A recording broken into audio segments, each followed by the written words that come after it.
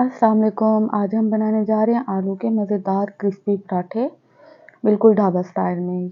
ये मैंने 2 अदद मीडियम प्याज बारीक काट ली हैं, 4-5 सब्ज़ मिर्चें बारीक काटी हैं, धनिया और पुदीना काट लिया, 1 चम्मच खुश्क धनिया लिया है, 1 चम्मच कुटी हुई लाल मिर्च लिया है, ज़ीरा लिया है, अजवाइन ली है। ये मैंने 4 अदद बड़े साइज़ के आलू बॉयल करके मैश कर लिए थे। अब हम इसमें मसाला जात को मिक्स करेंगे बाउल में। सबसे पहले हम इसमें प्याज शामिल करेंगे, उसके बाद हम इसमें धनिया पुदीना ऐड करेंगे, उसके बाद हम इसमें हरी मिर्च शामिल करेंगे।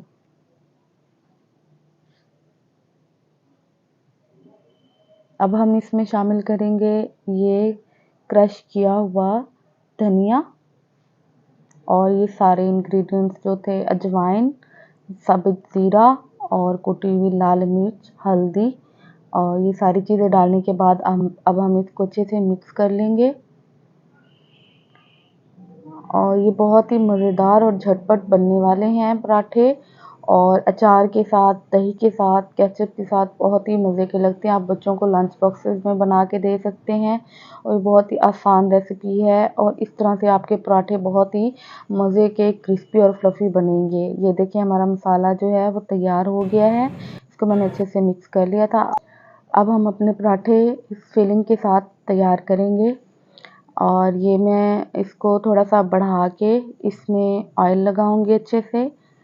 ऑयल लगाने के बाद हम इसमें ये मसाला फिल करेंगे, और ये बिल्कुल नहीं निकलेगा मसाला, और पराठे फटेंगे भी नहीं। कुछ लोग कहते हैं कि हमारे पराठे फट जाते हैं, खुल जाते हैं, पर नहीं खुलते। इस तरह से आप बनाएं। इसमें फिलिंग करने के बाद मैंने इसका नॉर्मली सा गोल सा पेड़ा बना लिया था, और अब मैं इसको बेल रही हूँ, हल्के हाथों से बेल रही हूँ। ज़्यादा इसको ज़ोर से आपने दबा के नहीं बेलना, नहीं तो इसकी फिलिंग निकलने का ख़तरा होता है, और ये फिर टूट भी जाता है ज़्यादा ज़ोर से इसको प्रेस करो तो। अब मेरा पराठा जो है वो मैंने बेल लिया है, अब इसको पकने के लिए डाल रही हूँ हल्की आंच पे। और ये तवे के ऊपर हमारी विंडो से शेडो आ रहा है धूप का, तो इस वजह से ही ऐसे लग रहा है। ये देखें पराठा एक तरह से सिक गया है।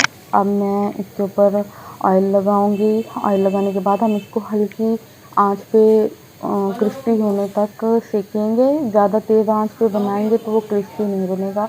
बिल्कुल ही लो मीडियम आंच पे इसको हल्की आंच पे बना रही हूँ।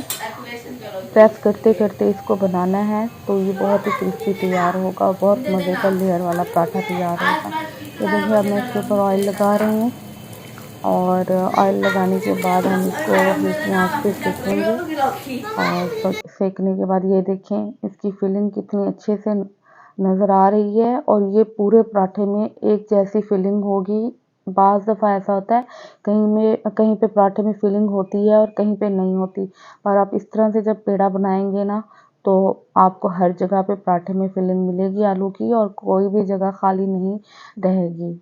और इंशाल्लाह बहुत मज़े के पराठे तैयार होंगे। आप एक दफ़ा इस तरीके से बना के देखें, और ये बहुत ही जल्दी बन जाने वाली रेसिपी है। और हमारा पराठा जो है वो एक तरफ से अच्छे से पक गया है, और अब मैं इसको पलट के दूसरी तरफ से पकाऊंगी। और ये देखिए कितना अच्छा कलर आया है, और ये क्रिस्पी हो गया, गोल्डन ब्राउन सा हो गया है। और मैं इस पराठे को एंजॉय करूँगी अचार के साथ, दही के साथ, और आप इसको बच्चों को लंच बॉक्सेस में दे सकते हैं और ब्रेकफास्ट में बना सकते हैं। ये बहुत ही मज़े के बनते हैं और झटपट बनते हैं ढाबा स्टाइल में।